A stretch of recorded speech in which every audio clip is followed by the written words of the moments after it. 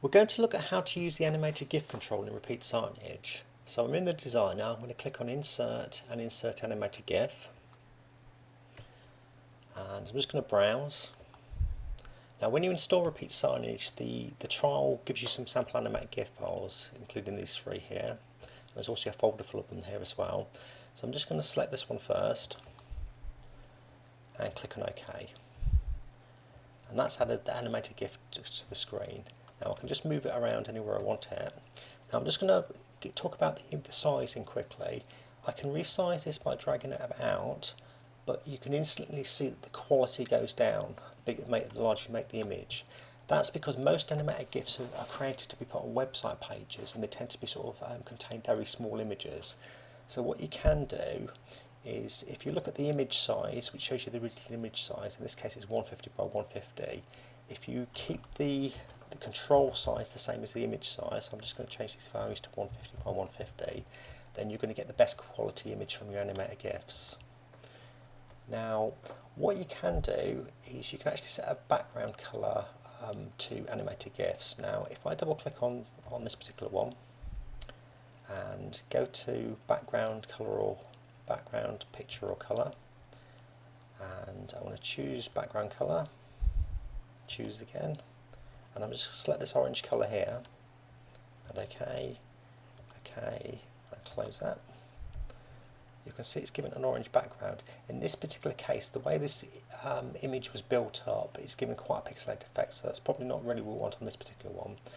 Let's have a look at another animated GIF. So I want to click on Insert, Insert Animated GIF. I want to browse,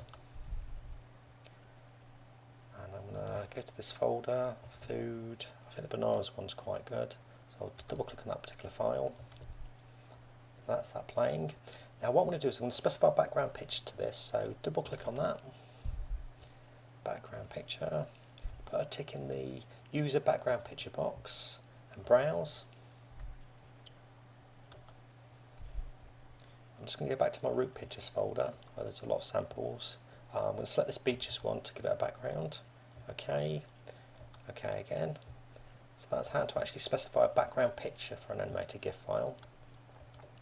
Now in some cases you actually might want to put a playlist of animated GIF files on. So I'll show you how to do that directly from the menu. You can click on Insert, Insert Animated GIF. But instead of just selecting a single file, there's actually multiple item playlists, so we can click on that. Click on the Add Files from this computer button. I'm just going to go and let's look at the money one. I'm just going to select all these files. Now I'm using Windows Vista to record this, but depending on which version of Windows you're using, you can change the view, and it just gives you a better preview of what pictures you're selecting. So I'm going to select all of these, including that one. Actually, let's just go for the notes. Open.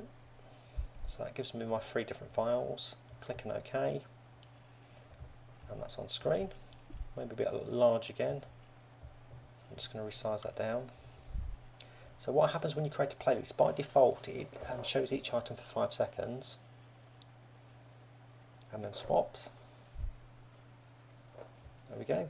Now double clicking on any control opens its properties windows, and you've got a vast array of little tabs along the top which allow you to do things like change the fade. Just look at that. Yep. And there's also the playlist tab. So this is where you can actually sort of cancel it being a playlist if you don't want it to be a playlist anymore, or you can add extra files by using Add from this computer button. You can remove things, you can change the order by using the up and down arrow keys as well. So that's just a very quick overview of the animated GIF control.